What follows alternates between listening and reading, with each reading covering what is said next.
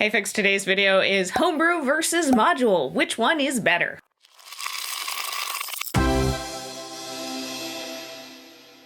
Both homebrew campaigns, as well as campaigns run through modules, have their pros and cons. And depending on your table, you might find that one is a better fit than the other. So today I'm going to be talking about what each of them does best, and hopefully that will help you kind of decide whether you want your next campaign to be a homebrew campaign or a module. All right, so let's start off with modules. They are less work overall for the game master. While there is prep that's going to be involved, you're not having to come up with everything from scratch. You are just having to kind of prep the session based off of the module and using that to plan out everything else. But most of the things are going to kind of be laid out for you in a module versus in a homebrew, you are coming up with everything. So the pro with homebrew is you can really structure the story and everything in it around your players and their specific characters because you're creating everything from scratch. I think modules are also really good at telling a clear, concise story.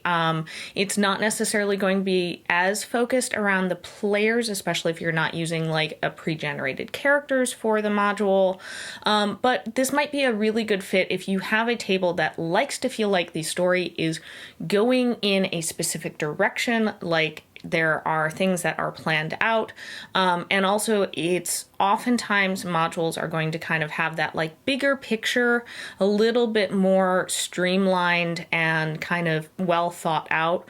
Whereas you can have that in a homebrew, but it's going to require a lot more work on the game master's part. And especially if you're not somebody who can kind of think that like long game plan out, you might not run into that in a homebrew. Homebrews are better for sandbox games. So if you're wanting to play something that's a little bit more on the rails, I think modules do that very well, whereas homebrew games can also be on the rails, but it's a lot easier to make it feel sandbox or to run a sandbox game because you can just kind of take the players into the world wherever they go. Modules are really great for first-time game masters because you aren't having to do everything. The adventure is kind of laid out for you and you can see how the campaign is structured, how adventures are built and structured, and then use that to kind of learn from that in the future if you do want to run homebrew campaigns. Also, with being a first-time game master, because the module is something that, it exists, it's running, it's not something you created, if your players aren't loving an aspect of it, it might be a little bit easier to take some of that criticism and listen to it and respond because it's not going to be criticism that's entirely about you. Now, hopefully you are getting some constructive criticism that you can use, but it might just be that the players don't like where that module is going or something in the module.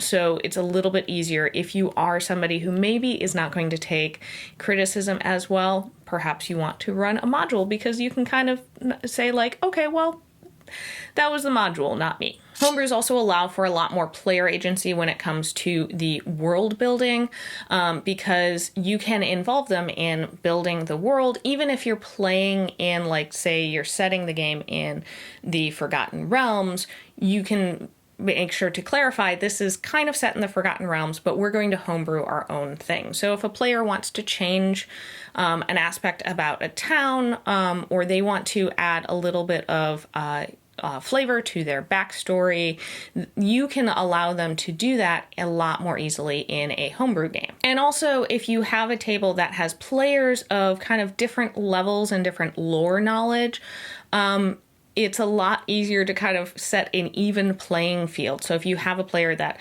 I've played since 2nd edition and I know all of this Forgotten Realms lore and all of this stuff, and another player that this is their first time playing D&D, well, you can kind of, if that new player suggests something that's not necessarily lined with the official lore, it's easier to write that off as like, well, yeah, that's the lore in our version of the Forgotten Realms. Modules are also potentially better balanced. Now, I say potentially because if the module hasn't been play tested well, or just, it happens to be one of those modules Lost Mines of Fidalver that end up in a lot of TPKs when they weren't necessarily planned for.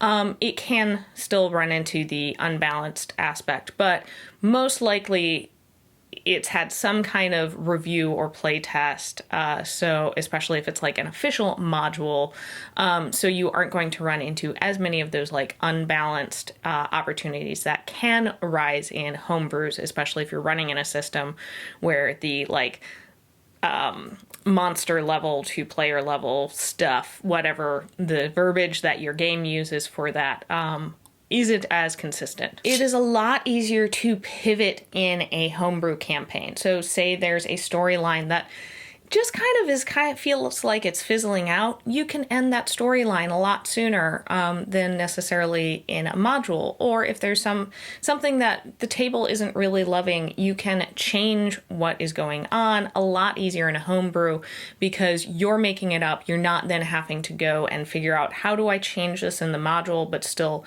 make some of the other story elements make sense, or do we just forget the module entirely? Another great thing about running modules is if you have players that are going to want to look up things their characters would know about the world, they can do that with a module. It's in an existing world, especially if it's like, okay, you're playing D&D and you're playing in the Forgotten Realms.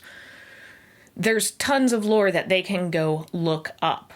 So that's something that if the player's really interested in doing that, use the game master, then don't have to provide them with everything.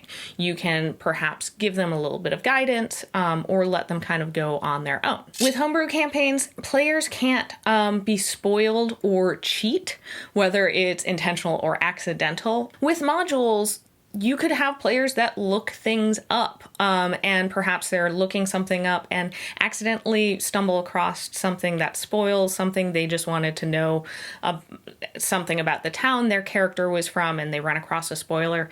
They realize, oh shoot, I watched an actual play of this module, so I know everything that's going to happen. Or maybe you do have a player that kind of looks up things ahead of time and are cheating at the game. That's not going to happen in a homebrew because there's not a place for them to really look that stuff up. Modules also have a clear campaign length. So if you are wanting to run a session that you say, okay, we have 2 months that we're going to run this session in, it's going to be X many times that we are going to be able to meet.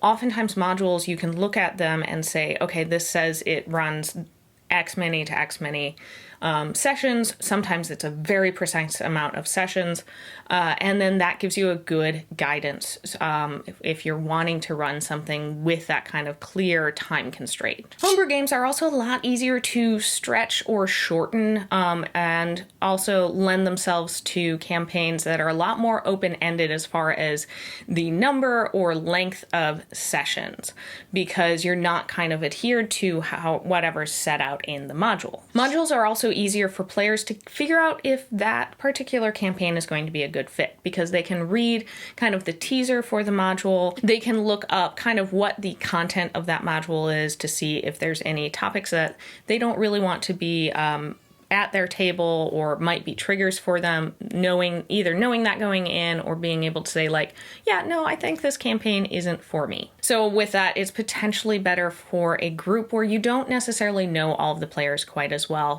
which I think is one of the reasons you see a lot of modules played in game stores. And finally, I think homebrews are really, really great if you are a game master who loves the world building aspect of running a game. If you really enjoy coming up with the lore and figuring out all of that world building, the different towns, how the society works, you like coming up with your own kind of monsters and all of that, go with homebrews, because it's going to be a lot easier to just make everything up than try and make it up and then fit it into a module. Now, this isn't to say that you can't use modules in homebrew games, and perhaps that's something that I can talk about in a future video, how to do that, if you are interested in that, or if you have any additional thoughts about what modules do best or what homebrew games do best, let me know down in the comments below. Thank you so much for watching this video. If you enjoyed it, I hope you hit like, and don't forget to subscribe so you don't miss any of our upcoming videos. Thank you so much for watching, and we'll see you next time on Roll for Initiative. Bye!